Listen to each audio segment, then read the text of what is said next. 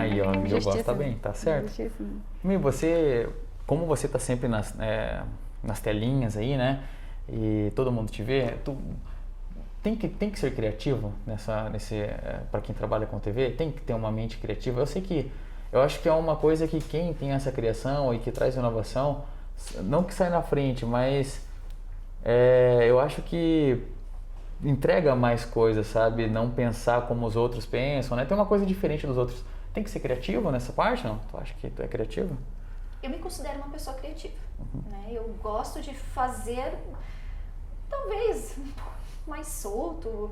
Veja bem, eu não tenho cabelo liso, né? Eu não ando de blazer, a minha postura é diferenciada, então talvez pro factual eu não me encaixe com o padrão, né? E a proposta com que eu trabalho, me vejo bem, entende? Então aí já existe uma quebra de padrão do que é imposto. Lembre-se, antigamente o Jornal Nacional, era sempre mulheres de cabelo até aqui, liso, do mesmo padrão, sem sotaque, mesmo que tivesse link da Bahia, link lá do Amazonas, era sempre o mesmo padrão de fala. Hoje não, você escuta o sotaque, é uma baiana falando, né? É um carioca falando, é valorização enquanto ser humano regional do negócio, sabe? Então, talvez a televisão esteja se reconstruindo, se readaptando por causa daí da internet, né, das pessoas que daí não são jornalistas, não têm um diploma, mas sabem criar conteúdo, fazem diferenciados, e hoje a televisão talvez beba na fonte da internet. Legal. E isso vai se mesclando, não sei, são N discussões com isso, né? Sim. Então, nossa, dá pra brincar com N situações, né? E aí?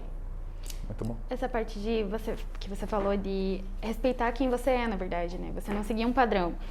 Isso veio pra você quando? Como que foi essa... É porque, gente, a Micheli, ela tem uma jornada aí de autoconhecimento, autodesenvolvimento, e é esse ponto que a gente quer chegar aqui, até a gente já discutiu sobre isso, porque é uma parte que as pessoas não conhecem de você. E como eu falei na primeira vez que a gente tentou gravar, essa parte a gente não conhecia e a gente ficou impressionado de conhecer e curioso, e fez a gente pensar. Então, eu queria que você falasse um pouco mais sobre a aceitação e o autoconhecimento, que hoje está bem mais amplo, né? As pessoas estão querendo muito mais falar sobre isso, e eu acho isso muito legal, eu acho isso incrível, e você provavelmente também acha que quando você começou a estudar talvez não tivesse tanto conteúdo quanto tem agora.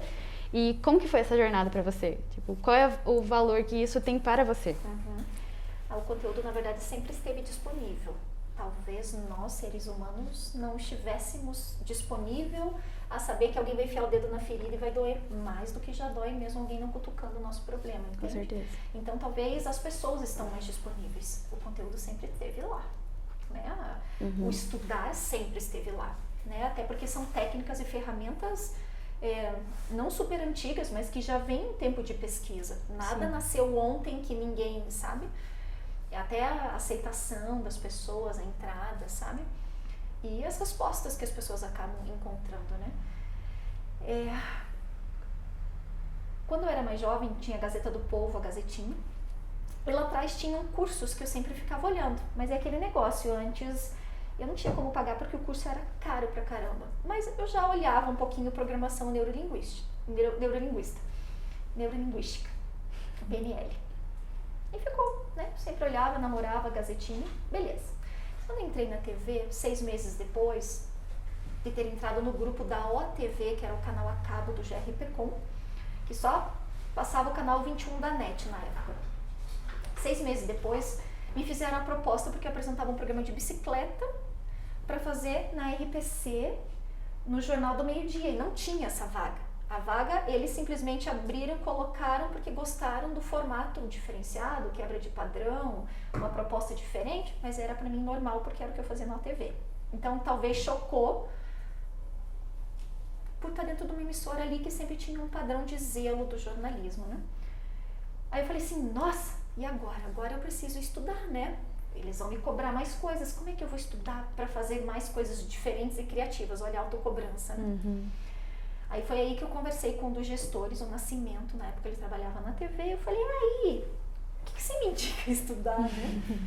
Telejornalismo, né, eu vou para uma outra área assim, só que daí seria um padrão mais conservador, e eu já estava indo contra, como é que eu ia fazer isso, né?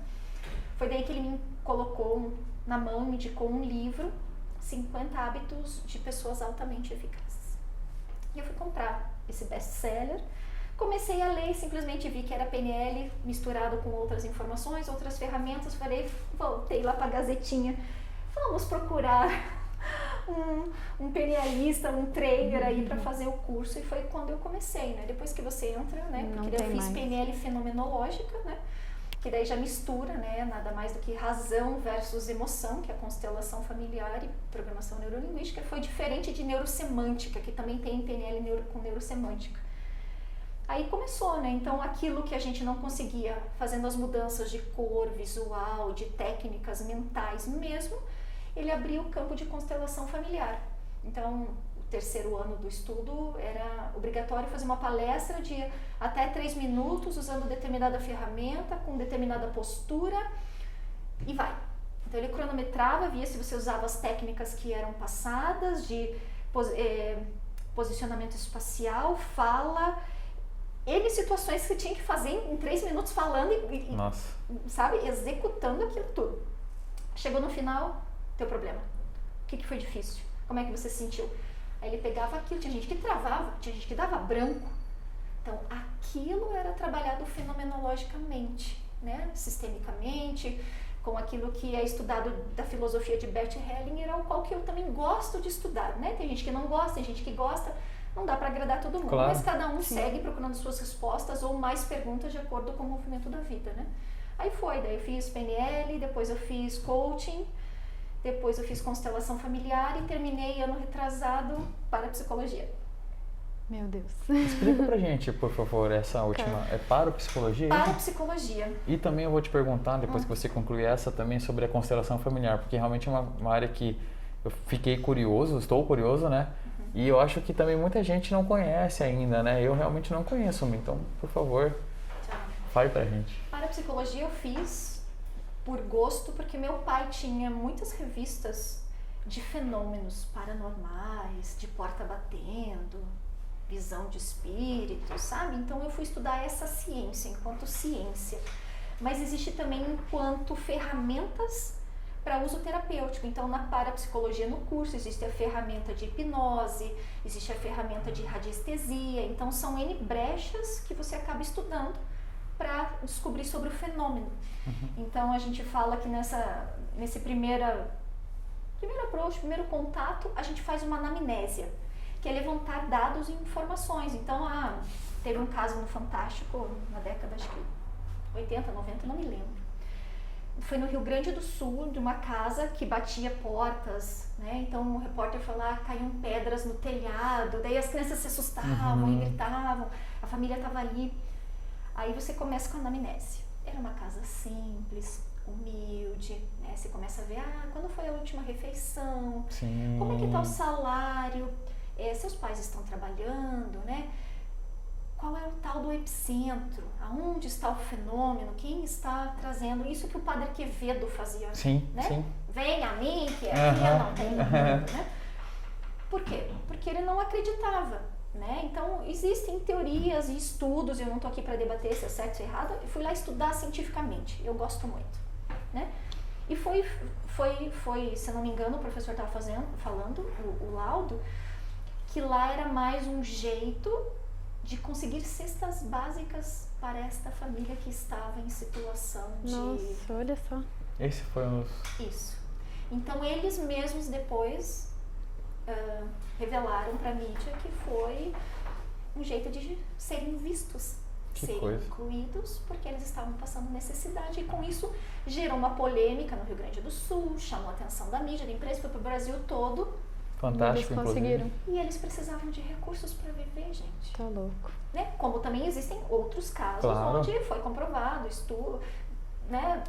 Experiências paranormais, de gente que estuda isso, que mede campo energético, tudo, né? Mas é algo que não foi para onde eu fui. Fui estudar a parte mais científica, os outros métodos de hipnose, radiestesia, mandala, tem N ferramentas que você acaba conhecendo.